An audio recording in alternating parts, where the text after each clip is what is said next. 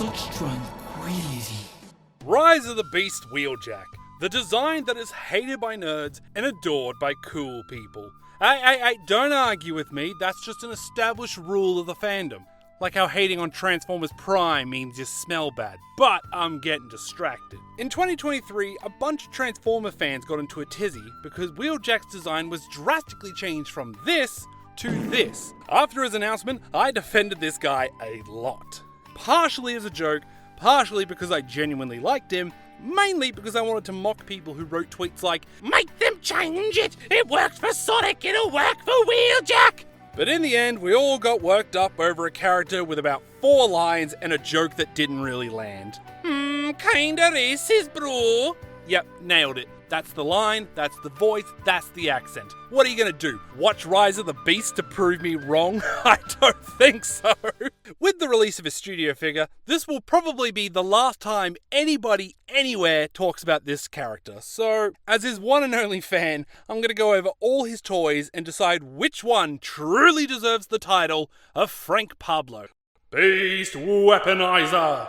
Look, I'll give some leeway to his critics.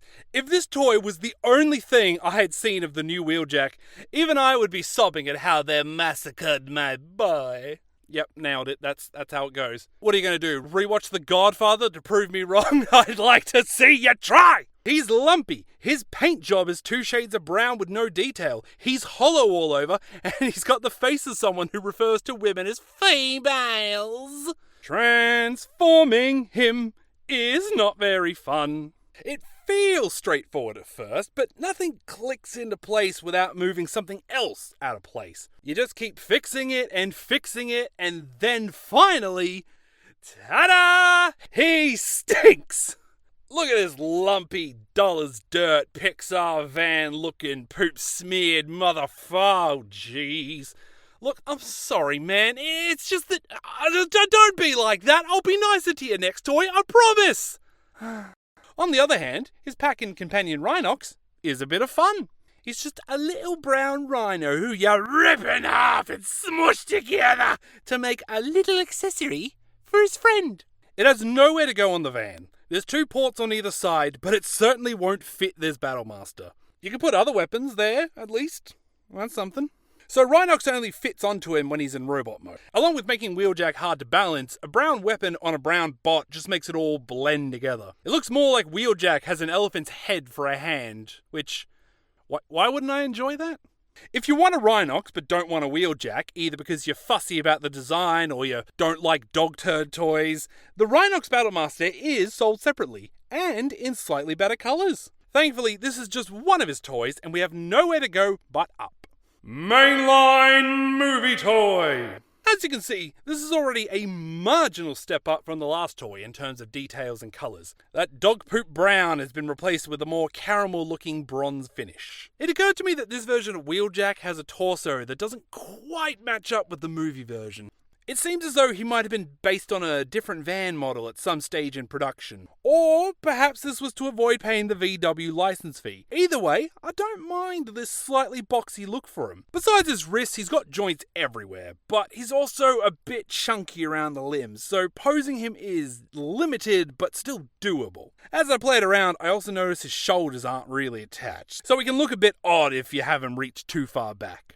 Here we are. The face that leaked online and launched 1,000 angry comments. I'll give them this. What a bizarre set of choices for a head. Not even for Wheeljack, just in general. Still, he looks better than that dweeb from before. That little snot boy, I'd like to smack that kid. I lost his hairdryer looking gun for a while and I didn't even care. That's all I gotta say on that. Transforming him is just a little more fun. The transformation's a bit fiddly and panel heavy, but at some point you'll find yourself saying, "Oh, that's clever," as you construct the back of the van.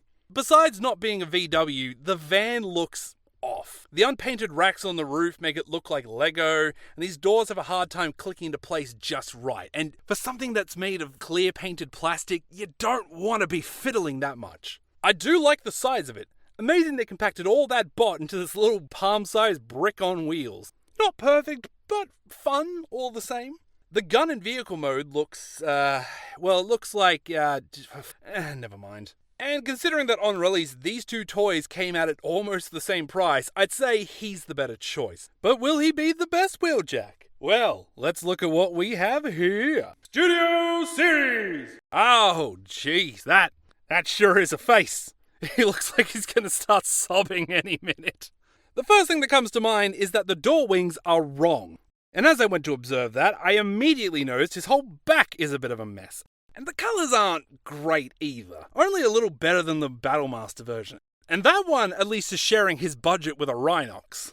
His pistol is made of clear plastic, is hard to cram into his hands, and those are the only two things of note to mention. Transforming him is also not very fun. The gun that I didn't care for can be laid on the roof or stored underneath. And as I've mentioned before, I love a weapon that stores away in alt mode. So enjoy your silver medal for best weapon, you lost to a Rhino. As much as I miss those blue windows, I will admit this is more accurate and overall a better looking van.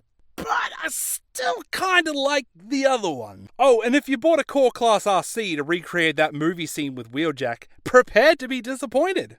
So, in conclusion, I'd recommend the movie line toy. If you just need to complete your Rise of the Beast display, the Studio Series is fine for that. He's the most movie accurate, he's the right scale, and boy howdy can he stand on a shelf. But the movie line toy is the best at being a toy. And if I ever decide that 3 Van Nerds is too much for my collection, he's the one I'll be keeping. But whichever one you go with, I think we can all agree on one thing.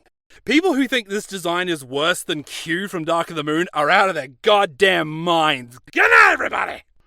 Wait, let me try another one.